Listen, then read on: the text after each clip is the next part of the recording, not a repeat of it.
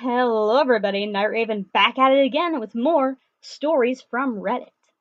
Today, we are going to be looking at r/Tales from the Front Desk, which focuses on the God bless them, the workers who do interact with people at hotels and motels, or any sort of, that kind of thing. So, be sure to check it out. It's really interesting. Hellfreezer has done several episodes on it, and some of the stories are really funny. I will do my best to not reiterate the ones that he's already done or that other YouTubers have done. I'm going to go with ones that have recently been made, and you guys are in luck. We have one that was submitted 3 hours ago by Internet Fodder. Title: Room Squatter yells at us about our terrible customer service. Posting from mobile. TLDR at the bottom. As requested, I'm editing this post to include a warning about the breakfast sausage. No idea what that means. I'm going to guess that is sexual innuendo. So, any little kitties who are listening to this, you might want to click away. Still around? Great! Let's go on.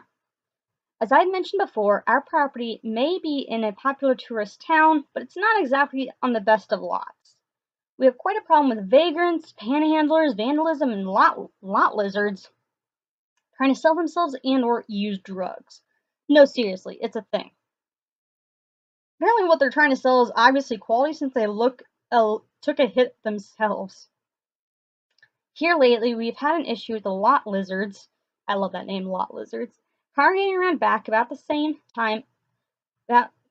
some of our transit construction workers' guests are due to arrive back for the night. So they usually stay with us for several weeks or months. I guess they get lonely and or bored, as some of these guys have been sneaking a lizard of their pick back to the room for the night. Yes, there are always two guys staying in a room together, so don't ask me how that works. I guess they take turns? And let me set the picture for you. These creatures are not attractive, nor are they charming. They are aggressive, crass, older ladies who usually lack teeth and an overall general sense of hygiene. Their faces are often picked up from the heavy drug use, and you can smell them before you see them. Their scantily clad clothing. Certainly nothing I want to take back to a room.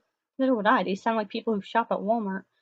The worst are the ones that the hotel guests let stay with them for multiple days, unbeknownst to us, as they mark the room as Do Not Disturb, and go up to their worksite for the day, all while Goblinzilla is up there watching TV, using the shower, and having a good old time on those men's company's dime. That heaping full breakfast plate those men carried up so they could eat while getting ready?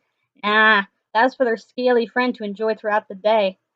We usually stumble upon these finds when someone forgets to leave their Do Not Disturb sign on the door, and a poor housekeeper walks in on a pavement princess in all her glory.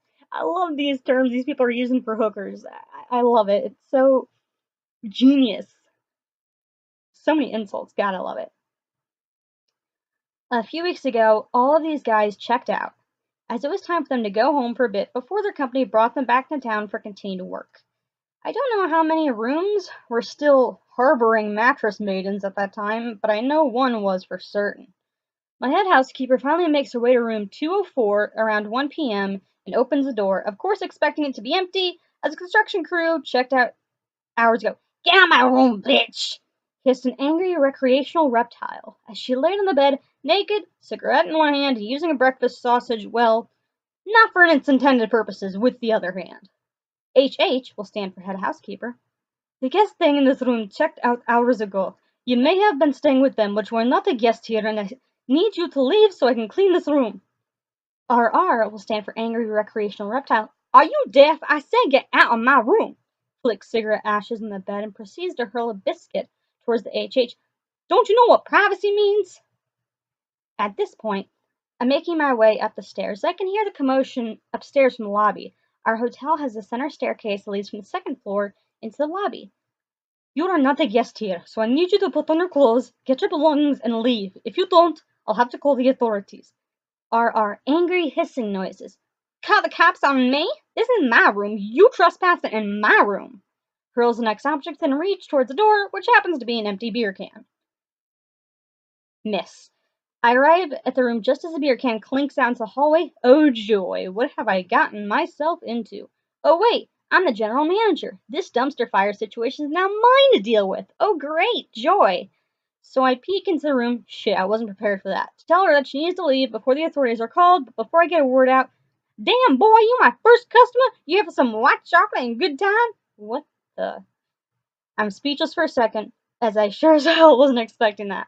I'm the general manager here. My housekeeper is correct in asking you to leave, as you are not a guest. If you refuse, I will call the authorities.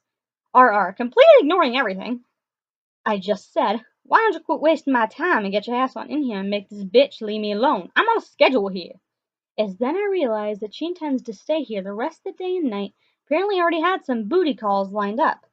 I don't know what's going on in that crazy head of hers, but I don't think I or my housekeeper can talk any reason into her. Also, be glad I spared you details of what she has been doing to / with herself the whole time I've been in the doorway. Me, again, you are not a guest here. The guys who you were staying with checked out, and I need you to leave. If you refuse to cooperate, I will have to call the local authorities to escort you off our premises. You're wasting my time, boy. Where my money? Give me my money and make that bitch get out of my room.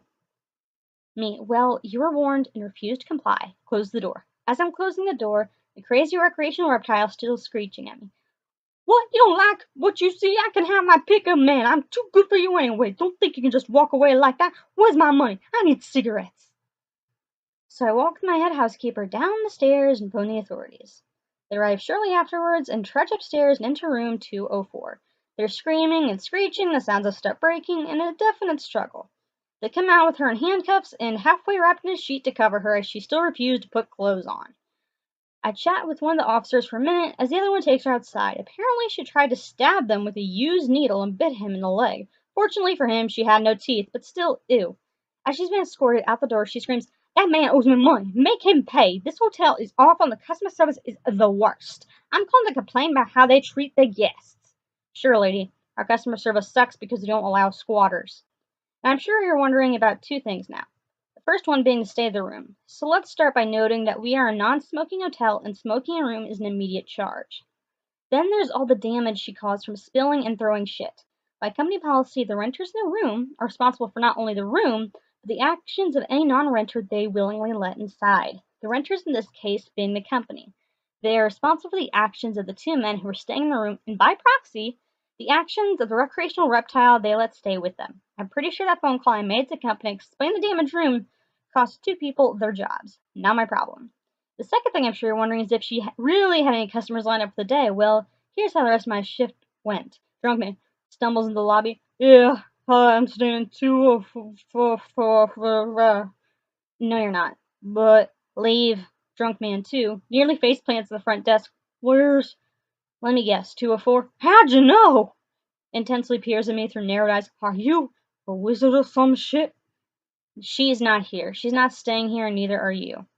Some interactions continue to list characters with low morals and even lower standards, including Tweaker Terry, Drunk Man Number 3, Homeless Harry, Cocaine Kevin, and 5 Book Bag Bob. Now, if you'll excuse me, I need eye bleach. Writing this up brought back mental images I did not want to think about. Shudder. TLDR, two guests allow a lot lizard to stay with them in secret. When they check out, she refuses to leave, acting like the room is hers. The authorities are called to remove her, and she tells us our customer service is the worst.